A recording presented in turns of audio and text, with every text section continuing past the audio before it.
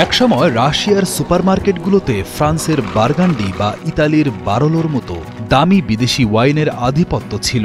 এখন সেই জায়গা দখল করে নিয়েছে রাশিয়ায় উৎপাদিত দেশীয় ওয়াইন বা মদ। ইউক্রেন যুদ্ধ শুরুর পর পশ্চিমা নিষেধাজ্ঞায় রাশিয়ার সাধারণ মানুষের মদ পানের অভ্যাসে বড় ধরনের পরিবর্তন এসেছে। রাশিয়ান কোট র্যাচিউস ওয়াইনারি প্রধান ওয়াইনোলজিস্ট এবং উৎপাদন পরিচালক ইরিনা ইয়াকোভেনকো জানান, তাদের ওয়াইন বিক্রয় এবং উৎপাদন দ্রুত বাড়ছে। এই মদ তৈরির কারখানাটি নতুন, স্বাভাবিকভাবেই বিক্রয় এবং উৎপাদন দ্রুত গতিতে বৃদ্ধি পাচ্ছে। তাই আমাদের উদাহরণের উপর ভিত্তি করে কোনো সিদ্ধান্তে পৌঁছানো কঠিন, কারণ আমাদের গল্পটি কিছুটা ভিন্ন।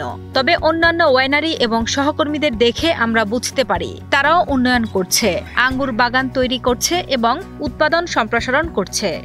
পশ্চিমা নিষেধাজ্ঞার কারণে রাশিয়াতে বিদেশি ওয়াইনের দাম ৩০ থেকে ৪০% বেড়ে গেছে এবং ব্র্যান্ডের সংখ্যাও কমে গেছে। এর ফলে রাশিয়ার নাগরিকেরা বাধ্য হয়ে স্থানীয় ওয়াইনের দিকে ঝুঁকছেন।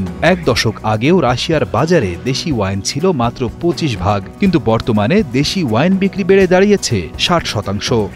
যদিও কৃষ্ণসাগর অঞ্চলে কয়েক হাজার বছর ধরে আঙুরের চাষ হয়ে আসছে, কিন্তু বিপ্লব এবং সোভিয়েত আমলে মদ বিরোধী অভিযানের কারণে রাশিয়ার অনেক আঙুর বাগান নষ্ট হয়ে যায়। তবে ১৯৯১ সালে সোভিয়েত ইউনিয়ন ভেঙে পড়ার পর কিছু উদ্যোগী বিনিয়োগকারী দক্ষিণ রাশিয়ায় জমি কিনে আঙুর চাষ শুরু করেন। কৃষ্ণসাগরের কাছে অবস্থিত কোটে রোচিউস নামের একটি মদ তৈরির কারখানা এই পরিবর্তনের একটি উদাহরণ। কারখানার প্রোডাকশন ডিরেক্টর ইরিনা ইয়াকোভেনকো বলেন, দিন দিন তাদের ব্যবসা চাঙ্গা হচ্ছে, তবে তাদের কিছু সীমাবদ্ধতাও রয়েছে।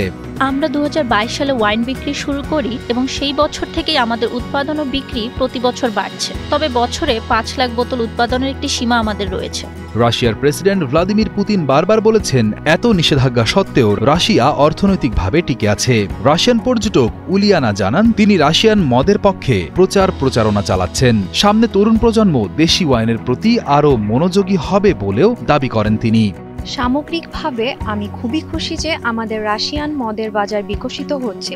এটা চমৎকার যে আমাদের জনগণ আমাদের ভূমির সম্পদের প্রতি কৃতজ্ঞতা প্রকাশ করছে। আমরা জনসাধারণের কাছে এটি আরও প্রচার করছি।